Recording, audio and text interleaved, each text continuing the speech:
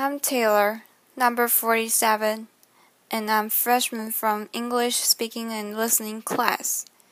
The title is Amy Cuddy, Your Body Language Shapes Who You Are. So I want to start by offering you a free no-take life hack. And all it requires of you is this, that you change your posture for 2 minutes. But before I give it away, I want to ask you to right now do a little audit of your body and what you're doing with your body. So how many of you are sort of making yourself smaller? Maybe you're hunching, crossing your legs, maybe rubbing your ankles. Sometimes we hold onto our arms like this. Sometimes we spread out. I see you. So I want you to pay attention to what you're doing right now. We're going to come back to that in a few minutes. And I'm hoping that if you learn to tweak this a little bit, it could significantly change the way your life unfolds. So, we're really fascinated with body language, and we are particularly interested in other people's body language. We're interested in an awkward interaction or a smile or a contemptuous glance or maybe a very awkward wink or maybe even something like a handshake. Narrator. Here they are arriving at number 10. This lucky policeman got to shake hands with the President of the United States. Here comes the Prime Minister. Oh no.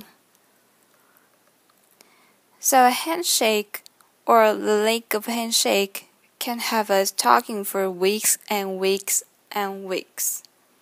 Even the BBC and the New York Times. So obviously when we think about nonverbal behavior or body language, but we call it nonverbals as social scientists, it's a language. So we think about communication. When we think about communication, we think about interactions. So what is your body language communicating to me?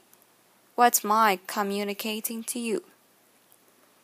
And there's a lot of reason to believe that this is a valid way to look at this. So social scientists have spent a lot of time looking at the effect of our body language or other people's body language on judgments. And we make sweeping judgments and inferences from body language. And those judgments can predict really meaningful life outcomes like who we hire or promote, who we ask out on a date. For example, Nalini Ambady, a researcher at Tufts University, shows that when people watch 30-second soundless clips of real physician-patient interactions, their judgments of physicians' niceness predict whether or not that physician will be sued. So it doesn't have to do so much with whether or not that physician was incompetent, but do we like that person and how they interacted?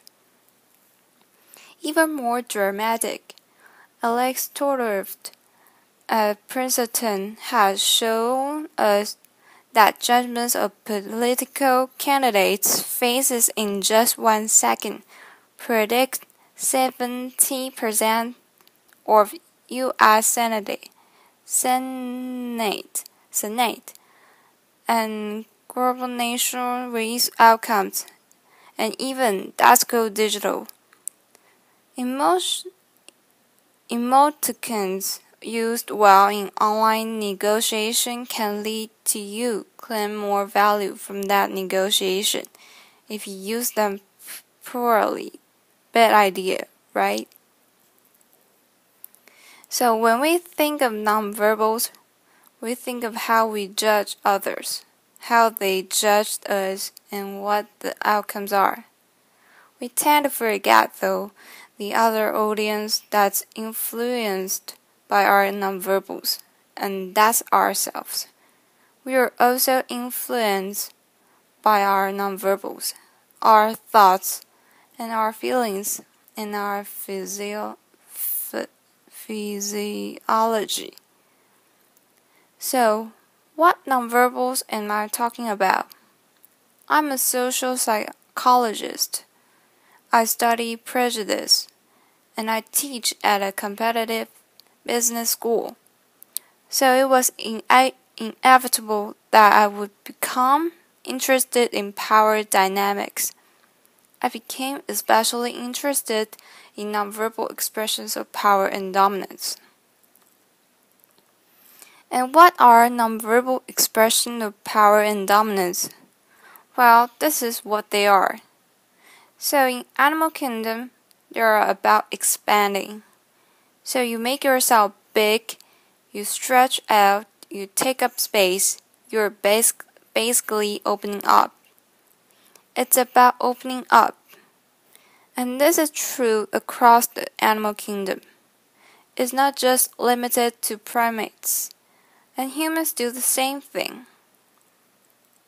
So they do this both when they have power sort of chronologically, and also when they're feeling powerful in the moment. And this one is especially interesting because it really shows us how universal and old these expressions of power are. This expression, which is known as pride, Jessica Tracy has studied. She shows that people who are born with sight and people who are congenitally blind do this when they win at physical competition. So when they cross the finish line and they've won, it doesn't matter if they've never seen anyone do it. They do this. So the arms are in the V. The chin is slightly lifted. What do we do when we feel powerless? We do exactly the opposite. We close up. We wrap ourselves up. We make ourselves small. We don't want to bump into the person next to us. So again, both animals and humans do the same thing. And this is what happens when you put together high and low power. So what we tend to do when it comes to power is that we complement the other's nonverbals. So if someone is being really powerful with us, we tend to make ourselves smaller. We don't mirror them. We do the opposite of them. So I'm watching this behavior in the classroom, and what do I notice? I notice that MBA students really exhibit the full range of power nonverbals. So if you have people who are like caricatures of alphas really coming to the room, they get right into the middle of the room before the class even starts. Like they really want to occupy space. When they sit down, they are sort of spread out. They raise their hands like this. You have other people who are virtually collapsing when they come in. As soon as they come in, you see it. You see it on their faces and their bodies. And they sit in their chair and they make themselves tiny. And they go like this when they raise their hand. I noticed a couple of things about this. One, you're not going to be surprised. It seems to be related to a gender. So women are much more likely to do this kind of thing than men. women feel chronically less powerful than men. So this is not surprising. But the other thing I noticed is that it also seemed to be related to the extent to which the students were participating and how well they were participating. And this is really important in the MBA classroom because participation comes for the health of the grade. So business schools have been struggling with this gender grade gap. You get these equally qualified women and men coming in, and then you get these differences in grades. And it seems to be partly attributable to participation. So I started to wonder, okay, so you have these people coming in like this, and they are participating. Is it possible that we could get people to fake it, and would it lead them to participate more? So my main collaborator, Dana Carney, who's at Berkeley, and I really wanted to know, can you fake it till you make it? Like, can you do this just for a little while and actually experience a behavior outcome that makes you seem more powerful? So we know that our nonverbals govern how other people think and feel about us. There's a lot of evidence. But our question really was, do our nonverbals govern how we think and feel about ourselves? There is some evidence that they do. So, for example, we smile when we feel happy, but also when we are forced to smile by holding a pen in our teeth like this, it makes us feel happy. So it goes both ways. When it comes to power, it also goes both ways.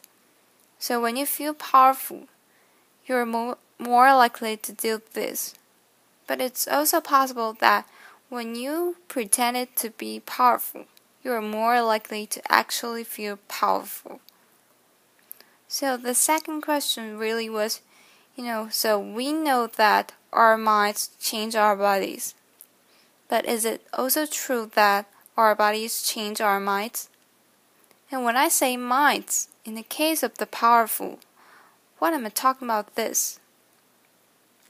So I'm talking about thoughts and feelings and the sort of physiological things that make up our thoughts and feelings. And in my case, that's hormones. I look at hormones. So what do the minds of powerful versus the powerless look like? So powerful people tend to be, not surprisingly, more assertive and more confident, more optimistic. They actually feel they're going to win even at games of chance. They also tend to be able to think more abstractly. So there are a lot of differences. They take more risks. There are a lot of differences between powerful and powerless people. Sociologically, there also are differences on two key hormones, testosterone, which is the dominance hormone, and cortisol, which is the stress hormone. So what we find is that higher power alpha males in primate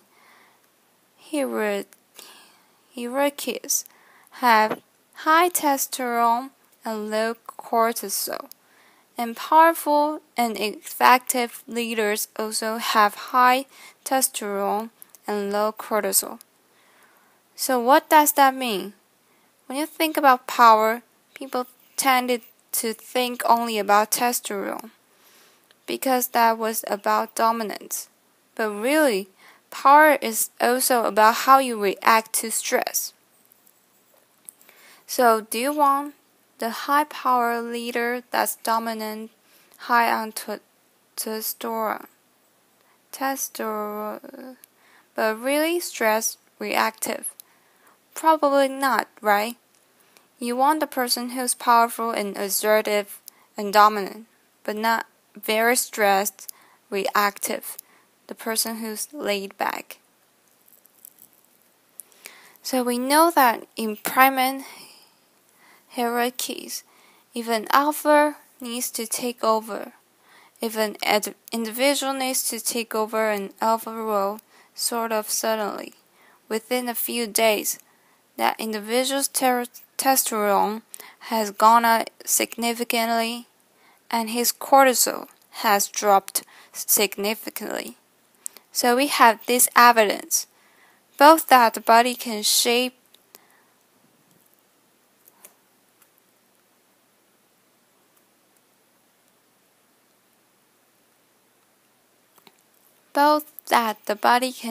the mind. I think is at the facial level, and also that role changes can shape the mind. So what happens? Okay, you take a role change. What happens if you do that at a really minimal level, like this tiny manipulation, this tiny intervention? For 2 minutes, you say, I want you to stand like this, and it's going to make you feel powerful. So this is what we did. We decided to bring people into the lab and run a little experiment. And these people adopted for 2 minutes, either high power poses or low power poses. And I'm just going to show you 5 of the poses, although they took on only 2. So here's one, a couple more. This one has been dubbed the Wonder Woman by the media. Here are a couple more. So you can be standing or you can be sitting. And here are the low power poses. So you're folding up, you're making yourself small. This one is very low power. When you're touching your neck, you're really protecting yourself. So this is what happens. They come in, they spit into a vial for 2 minutes. We say, you need to do this or this. They don't look at the pictures of the poses. We don't want to prime them with the concept of power. We want them to be feeling power. So 2 minutes they do this. We then ask them, how powerful do you feel? On a series of items. And then we give them an opportunity to gamble. And then we take another silver sample. That's it. That's the whole experiment. So this is what we find. Risk tolerance, which is the gambling. We find that when you are in a high power pose condition, 86% of you will gamble. When you are in the low power pose condition, only 60%, and that's the hoping significant difference.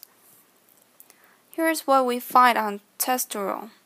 From their baseline when they come in, high power people experience about a 20% increase, and low power people experience about 10% decrease. So again, 2 minutes, and you get these changes.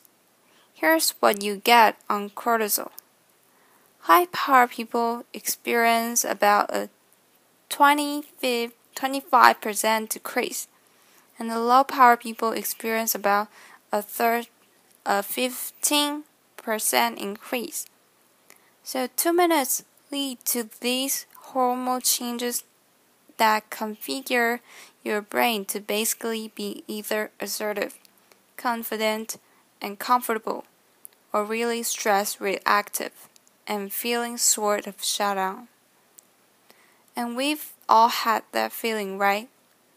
So it seems that our nonverbals do govern how we think and feel about ourselves. So it's not just others, but it's also ourselves. Also, our bodies change our minds. But the next question, of course, is, can power posing for a few minutes really change your life in meaningful ways? This is in the lab. It's this little task. It's just a couple of minutes. Where can you actually apply this? Which we cared about, of course. And so we think where you want to use this is evaluative situations like social threat situations. Why are you being evaluated? Either by your friends. For teenagers, it's a lunchroom table. For some people, it's speaking at school board meeting. It might be giving a speech or giving a talk like this or doing a job interview. We decided that the one that most people could relate to, because most people had been through, was the job interview. So we published these findings, and the media are all over it, and they say, okay, so this is what you do when you're going for the job interview, right?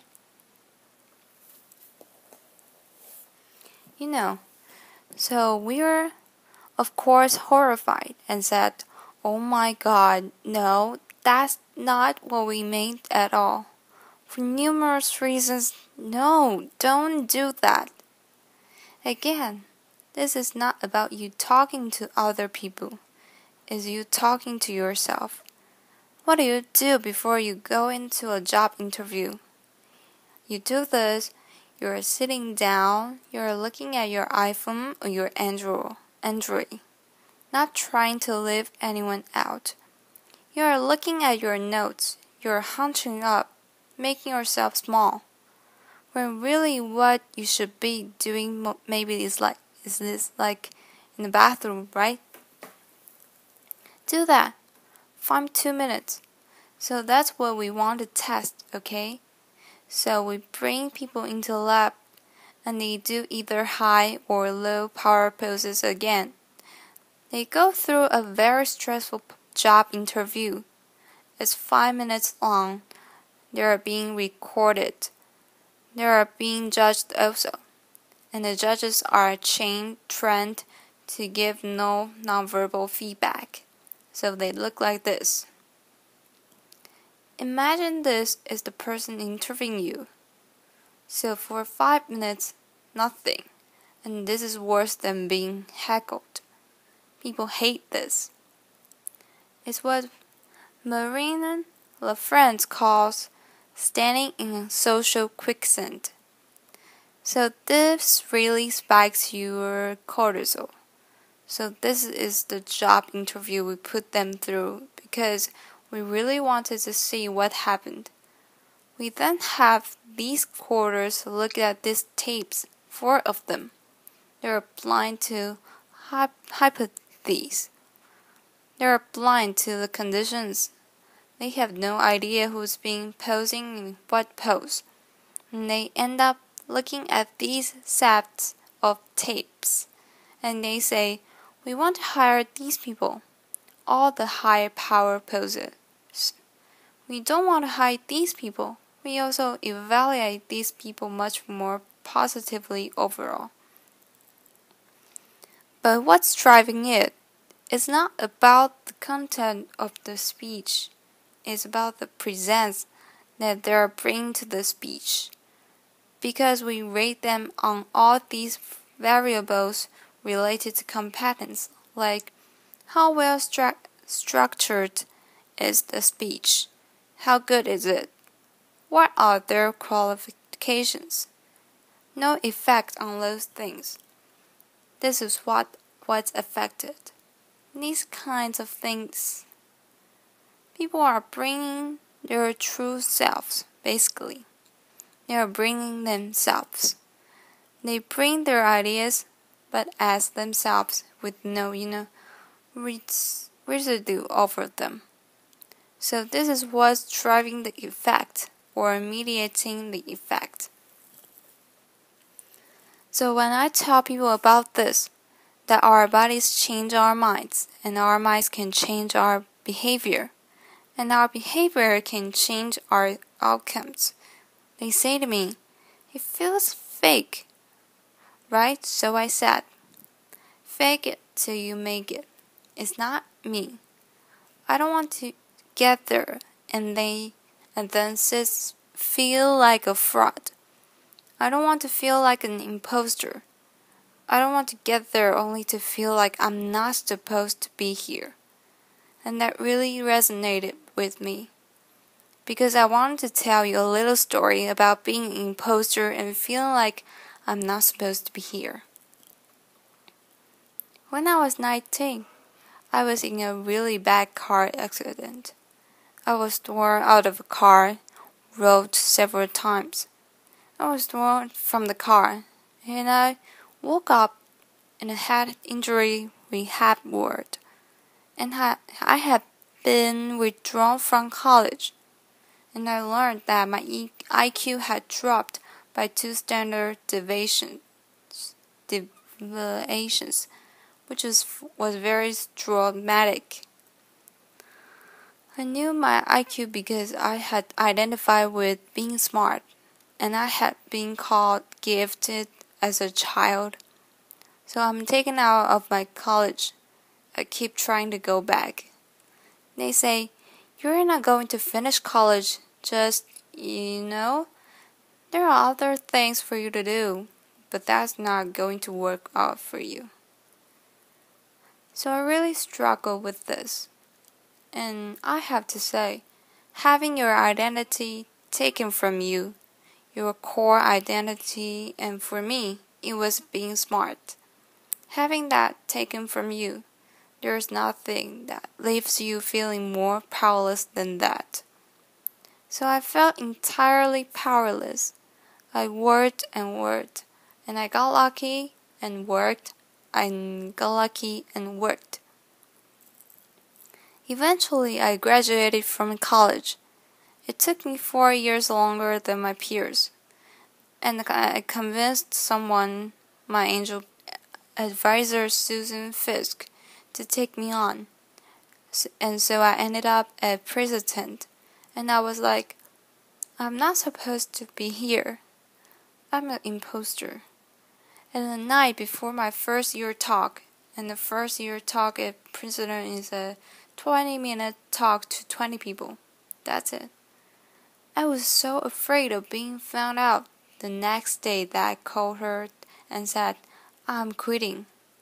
She was like, you are not quitting because I took a gamble on you and you're staying.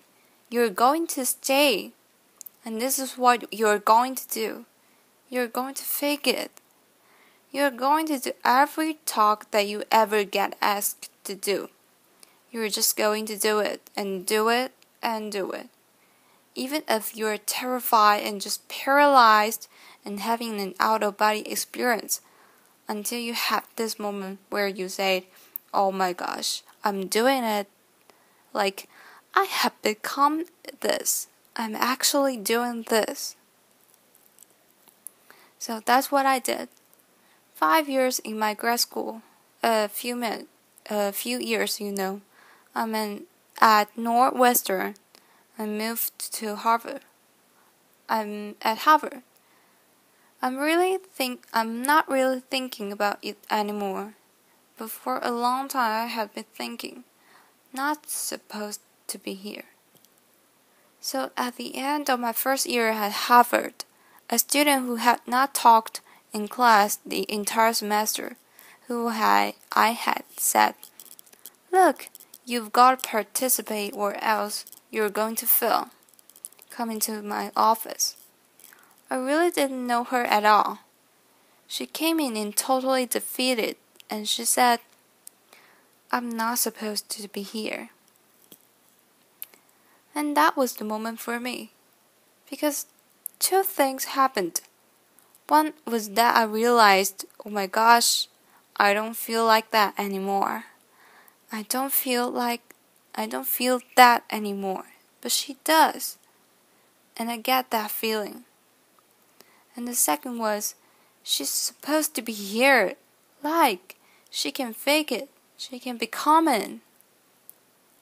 So I was like, yes, you are. You are supposed to be here. And tomorrow you're going to fake it. You're going to make yourself powerful and, and you're going to go into the classroom. And you're going to give the best comment ever. And she gave the best comment ever. And people turned around and were like, oh my god, I didn't even notice her sitting there.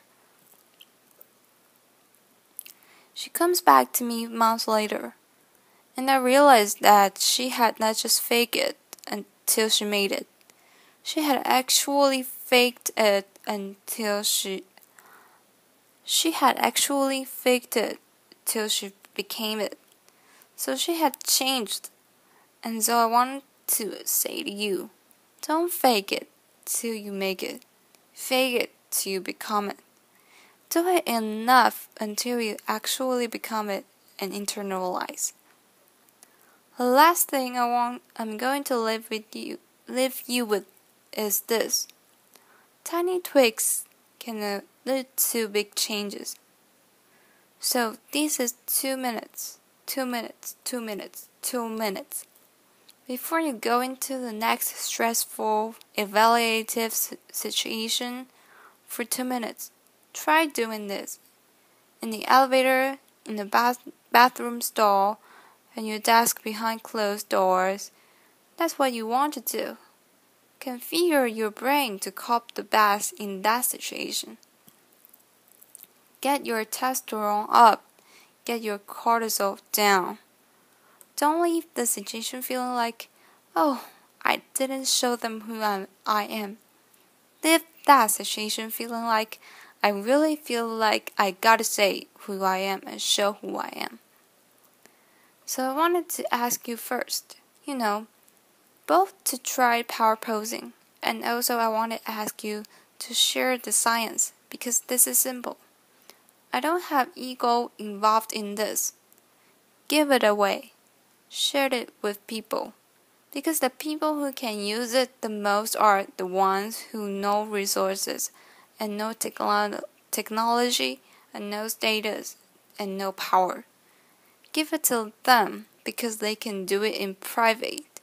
They need their bodies, privacy, and 2 minutes, and it can significantly change the outcomes of their life.